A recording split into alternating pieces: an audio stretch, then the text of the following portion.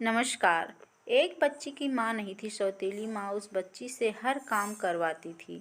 4 बजे भोर में वह बच्ची जाग कर स्कूल के समय तक हर काम करती थी और उसके बाद स्कूल जाती थी।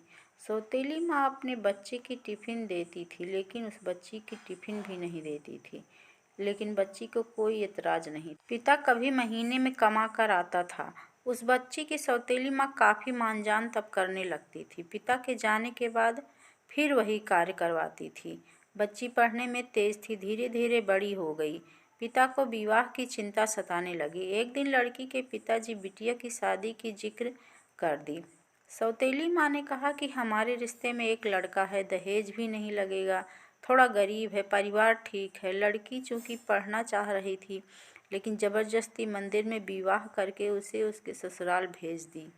लड़की जब ससुराल गई, उसे अपने बदनसीब किस्मत सोचकर कुछ बोली नहीं, लेकिन लड़के ने कहा कि आप बुरा न मानो तो एक बात कहें। वह बोली कि आपके साथ जीवन भर रहना है, आप जो कहोगे हम मानेंगे। लड़का बोला, जहाँ से पढ़ाई छोड़ी है वहीं से आप शुरू कर दीजिए। हम गरीब ज़रूर हैं, लेकिन गंवार नहीं है। लड़की अपने पति का पैर पकड़कर फपक कर रो दी। लड़का दिन रात मेहनत करने लगा। लड़की दिन रात पढ़ाई में मन लगा दी। लड़की एक बड़े शहर में रहकर आईएएस की तैयारी करने लगी। लड़का कमा कमा कर पैसा देने चला आता था। लड़कियों के हॉस्टल के बाहर मिलकर पैसा दे देता था और फिर पुनः घर वापस चला जाता था। लड़की आईएएस में सेलेक्ट हो गई। वह आईएएस की ट्रेनिंग पर चली गई और किसी दूसरे प्रदेश में डीएम बन गई। संयोग से लड़का पता लगाकर जब वहां पहुंचा तो लड़की की सारी व्यवस्था देखकर लड़का खुद शर्मिंदगी खाने लगा और वह मन बना लिया कि हम खुद इनकी ज़िंदगी से दूर हो जाएं। लड़के की माँ की तबीयत खराब थी। लड़का हफ्ते भर से मिलने के लिए प्रयास कर रहा था, लेकिन कोई भी मिलने नहीं दिया। ठंड का मौसम था। डीएम साहिबा का कंबल वितरण करने का होर्डिंग लगा था।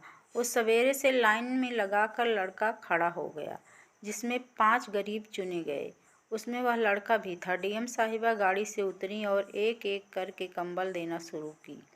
जब 5वें आदमी को कंबल देना की बारी आई, वह लड़का अपना मुंह तौलिए से बांधे खड़ा हो गया। डीएम साहिबा जैसे ही कंबल हाथ में दी, लड़के की आंखें नम हो गई और धीरे से बोला कि साहब, हमारी माँ की तबीयत बहुत ख़राब है। माँ को यहीं लाया हूँ, आप सरकारी अस्पताल में फ़ोन कर दीजिए जिससे मेरी माँ का सही इलाज हो सके। डीएम साहिबा आवाज़ को पहचान ली और हाथ पकड़कर फपक कर रो पड़ी और बोली कि आप कब आए, मुझे बताए क्यों नहीं? माँ जी कहाँ हैं? उसने इशारा किया। इतने में वह खुद चल दी। अपनी गाड़ी में सबको बिठाई और आवास ले गई। तत्काल सबके ठंडक के कपड़े खरीद कर लाई। लड़का बोला कि आप बहुत बड़ी अधिकारी हो गई हैं। तो वह बोली कि तो क्या हुआ, आप हमारे पति थे और हैं। आप लोग को हम कैसे भूल जाएंगे? आप मेरे लिए दिन रात मेहनत किए। आपकी देन है कि मैं यहाँ खड़ी हूँ। यह सुन लड़के की आंखें नम हो गई। इतने में डीएम साहिबा की आंखों में भी आंसू आ गए और वो अपनी आंखों के आंसू को रोक नहीं पाई और अपने पति के गले सिमट कर रो पड़ी और अपने परिवार के साथ रहने लगी। दोस्तों, अगर आपको यह दिल छू लेने वाली कहानी पसंद आई हो तो प्लीज़ हमारे चैनल को सब्सक्राइब करें, वीडियो को लाइक एंड शेयर करें और बेल आइकन को ज़रूर दबा लें।